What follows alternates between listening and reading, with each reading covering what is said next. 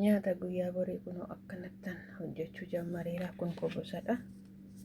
Kan akkanattiin kukkutadheera. Kun immoo diyaayii biffaan diyaayii afaan Oromoo keenyaan handaaqqoo yookiis lukkuu isa jennu sana akkanattan hojjedheera. Amma sanii booda kanattan maraa. Erga kanatti maree booda waan ta'u hunda isaayyuu waliin ilaalla. Let's go. Eeda kunoo akkanattiin maradhee babbareechadhee ka'e. Kunoo akkanatti maradhee babbareechadhee taniin ka'e. Iddoo na hanqateetti immoo dalga ishee kaa'ee amma akkanattan hojjetadhee jechuudha. Jarri qomma isheen irratti jedhanii taa'u ani garuu dalagaa irra hin jira. Isaan hin beekanii kilaasii qottan hojjechaa jira. Amma dhumaatti gaa wajji maanaa turru. Kuni duqeetiidha. Duqeetiin qopheeffadheera jechuudha. Amma kana biizaa fi faxaayirii hojjechuuf anani amma sa'aatiin 3dha. Akka Dubaayitti jechuudha. Amma sukkaaratti naqachaa jira. Sukkaara xaansee immoo ashaboo yookiin immoo milee.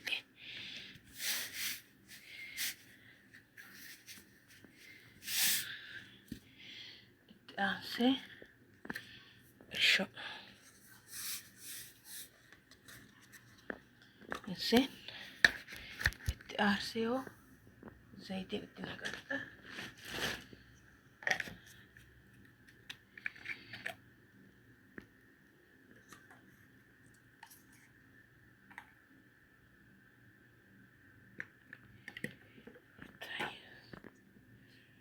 Zayitiin immoo kana tokko itti naqa.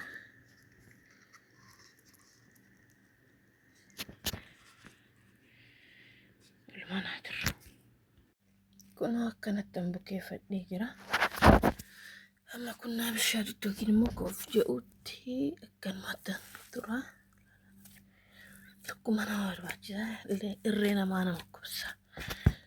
Akkanatti qopheeffattanii booda biizaa fi faxaayiraa hojjettu jechuudha.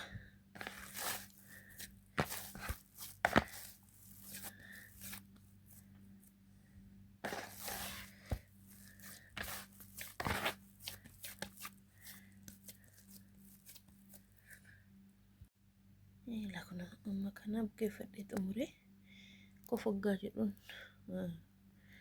itti darbee hojjetadha. Bu'aasaa wajjumaan ilaallu.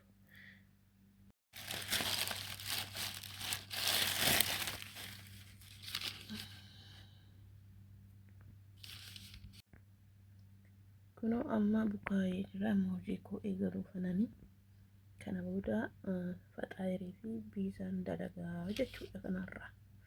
Guyyaa iidaatiif.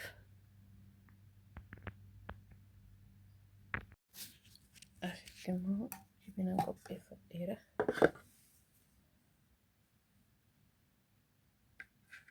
Akkanattan itti fayyadama jechuudha.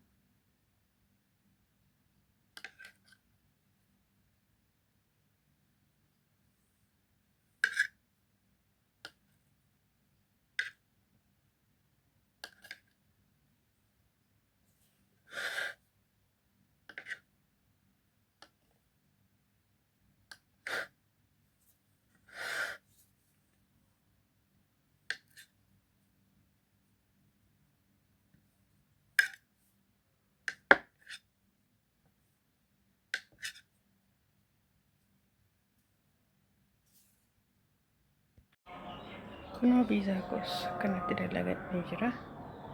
Kun amma ganaadha.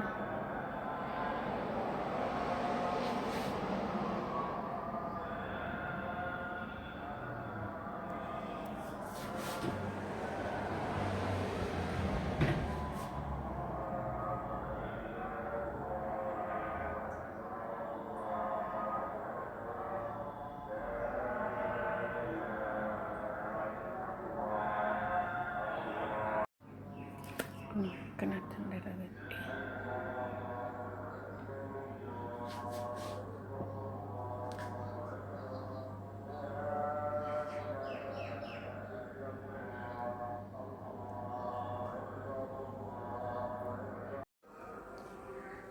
Akkanatti xumuradhee jira.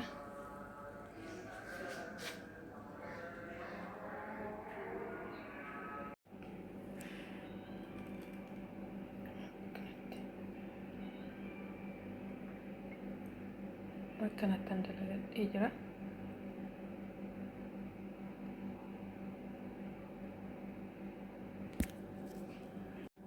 Kan bisa